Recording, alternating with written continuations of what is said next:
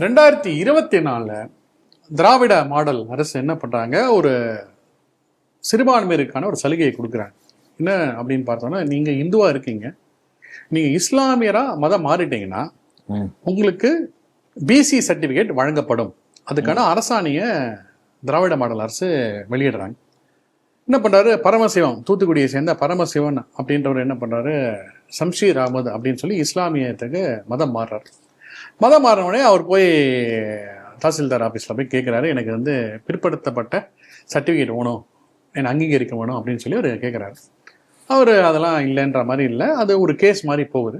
இப்போது சென்னை உயர்நீதிமன்றத்தில் ஜிஆர் சுவாமிநாதன், பாலாஜி நீதியரசர்கள் அவங்களுடைய அமர்வில் இந்த கேஸ் வரும்போது அவங்க என்ன பண்ணுறாங்க, இந்த தமிழக அரசாணையை அடிப்படையிலேயே ஒரு வந்து ஃபண்டமெண்டலாகவே வந்து தவறுகள் இருக்கிறது அப்படின்னு சொல்லிட்டு அந்த அரசாணையை ரத்து பண்ணுறாங்க. மேலும் அவங்க என்ன சொல்கிறாங்க, நீங்கள் இந்து மதத்திலிருந்து இஸ்லாமிய மதத்துக்கு மாறினீங்கன்னா நீங்கள் ஒரு சாதாரண முஸ்லீம் தான். நீங்கள் கேட்டிருக்கக்கூடிய அந்த 7 பிரிவுகளில் கேட்டிருக்கக்கூடிய அந்த பிரிவில் சர்டிஃபிகேட் கொடுக்க முடியாது. ஏன்னா அவங்களாம் வம்சாவளியாக பிறப்பின் அடிப்படையில் வந்தவங்க, அவங்களுக்கு தர முடியாது. ஒருவர் இந்து மதத்திலிருந்து இஸ்லாமிய மதத்திற்கு மாறினால் அவர் ஒரு இஸ்லாமியர் தான். அதனால இந்த அரசாணை ரத்து செய்யப்படுகிறது, அவருக்கும் இந்த சர்டிஃபிகேட் கொடுக்க முடியாதுன்னு ஒரு அதிரடி தீர்ப்பை கொடுத்துருக்காங்க. இந்த தீர்ப்பை நீங்கள் எப்படி பார்க்குறீங்க?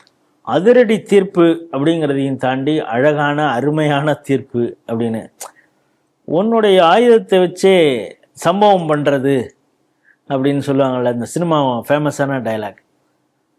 ஸோ அப்படி ஒரு சம்பவத்தை செய்திருக்கிறார் நீதியரசர் ஜிஆர் சுவாமிநாதன் அவர்கள் மற்றும் சார் பாலாஜி அவங்களுடைய அமர்வு.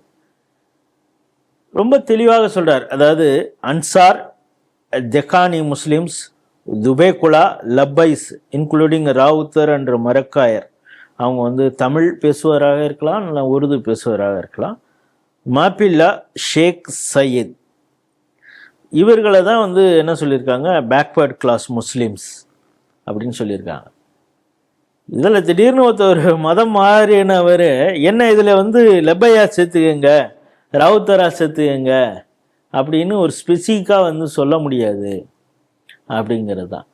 அதையும் தாண்டி ஜிஆர் சுவாமிநாதன் அவர்கள் ரொம்ப அழகாக அதை நேரேட் பண்ணி, அந்த தீர்ப்பை வந்து ரொம்ப அழகாக நேரேட் பண்ணியிருக்காரு அப்படிங்கிறது தான் நம்ம புரிந்து பார்க்கணும்.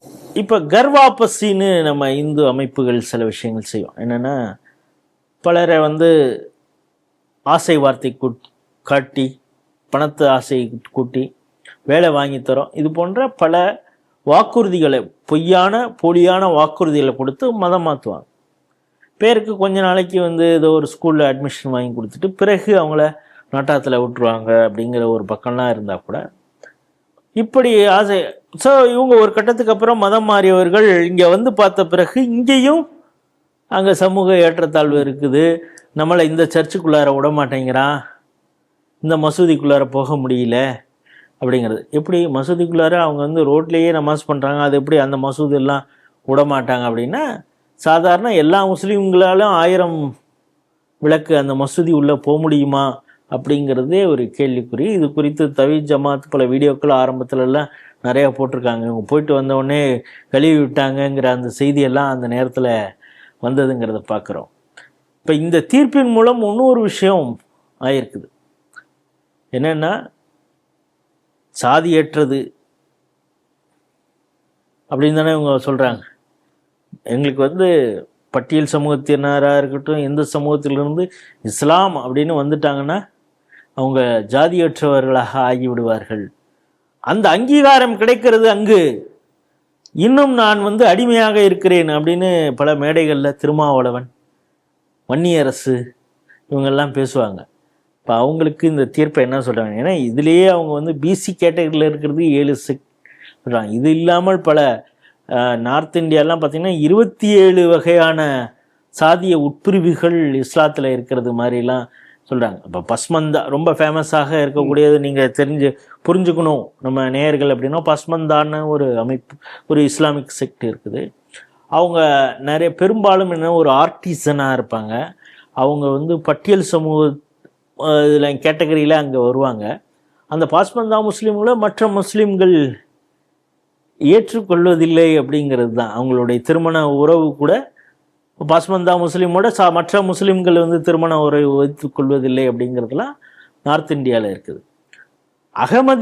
அகமதியாஸை முஸ்லீமாகவே ஏற்றுக்கொள்வதில்லை அப்படிங்கிறதுலாம், குறிப்பாக ஹைதராபாத்தில் ஒரு ஜமாத் சொன்னதுக்கு, இந்த ஜமாத் சொல்வதற்கு இந்த உரிமை இல்லை, அகமதியாஸும் இஸ்லாமியர்கள் தான் என்று அந்த சிறுபான்மையின அந்த பிரிவுக்கு, இஸ்லாமிய பிரிவுக்கு இஸ்லாமிய அங்கீகாரத்தை பெற்றுக் கொடுத்ததே யாருன்னா சிறுபான்மை நலத்துறை அமைச்சராக அப்பொழுது இருந்த ஸ்மிருதி இரானி அப்படிங்கிறது தான். அந்த அகமதியா இஸ்லாமியர்கள் வந்து பாஜகவிற்கு நாங்கள் நன்றி கடன் பட்டு இருக்கிறோம், குறிப்பாக ஸ்மிருதி இரானி அவர்களுக்கு. அந்த ஹைதராபாத் ஜமாத் மீது அவங்க நடவடிக்கை எடுப்போம் அப்படின்னு கூட. நீ எப்படி ஒரு செக்டை வந்து நீ முஸ்லீமே இல்லைன்னு எப்படி, இது வந்து புறம் தள்ளுதல். அவங்க இப்போ இவங்க அன்டச்சபிலிட்டி இங்கே நம்மளதான் சொல்கிறாங்கல்ல, பிசிஆர் கேஸ் அப்படின்னு ஒரு எப்படி அவரை வந்து தாழ்த்தப்பட்டவரை ஜாதி சொல்லி இழிவுபடுத்தினாய் அப்படிங்கிறது, அதுக்கு ஒரு வன்கொடுமை சட்டம்னு ஒன்று இருக்குல்ல. அதுபடி சிறுபான்மையினரில் குறிப்பாக இந்த இஸ்லாத்தில் ஒரு செக்டை நீங்கள் இஸ்லாத் இல்லை அப்படின்னு அவங்கள வந்து சமூகத்திலிருந்து தள்ளி வைப்பது எப்படி அப்படிங்கிற கேள்வியை மத்திய அரசு கேட்டது. அதற்கு அவங்களிருந்த பதில் இல்லை. பிறகு அவங்களுக்கு வந்து இஸ்லாமிய அங்கீகாரம் அதை ரீஎம்பசைஸ் பண்ணி இது பண்ணது வந்து மத்திய அரசு தான். இப்போ அதையெல்லாம் ஒட்டித்தான் இந்த தீர்ப்பு இருக்கிறது. எப்படி அதை வந்து ரொம்ப அழகாக ஒரு குரானிக் வெர்சஸ் அந்த செர்மன், அந்த நேரத்தில் அவர் ஒரு இஸ்லாமியன்கிறவன் யார் அப்படிங்கிறத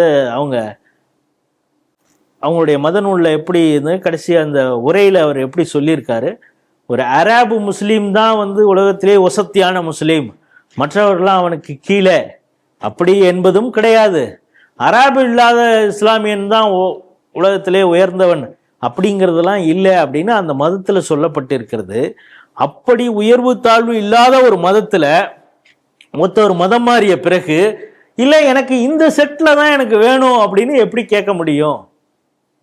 அதற்கு நீ கம்யூனிட்டி சர்டிஃபிகேட் எப்படா நீ கொடுக்க முடியும் அப்படின்னு அரசையும் பார்த்து ஜிஆர் சுவாமிநாதன் கேட்டிருக்காரு. இதன் மூலம் சாதியற்றது அல்ல இஸ்லாம் அப்படிங்கிறத ஒரு பக்கம் சொன்னா கூட, எப்படி ஓட்டு அரசியலுக்காக திராவிட கட்சிகள் எப்படி இஸ்லாமியர்கள் கேட்கக்கூடிய டிமாண்டெல்லாம் இவங்க பூர்த்தி பண்ணுறாங்கங்கிறது தான் நீங்கள் அதில் பார்க்கணும். இப்பொழுது அப்துல் ரஹ்மான் இருக்கிற அமைச்சர் என்ன சொல்றாரு, 5% இடஒதுக்கீடு வழங்குவது குறித்து நாங்கள் சிந்தித்து கொண்டு இருக்கிறோம்.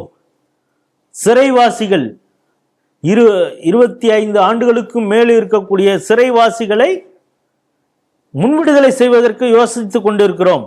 சரி, இந்த 25 வருஷத்துக்கு மேல யாரா இருக்கா அப்படின்னு பார்த்தா எல்லாம் கோயம்புத்தூர்ல குண்டு வச்சவன். உங்க வெளிப்பார்வைக்கு எப்படி 25 நியாயம் தானே?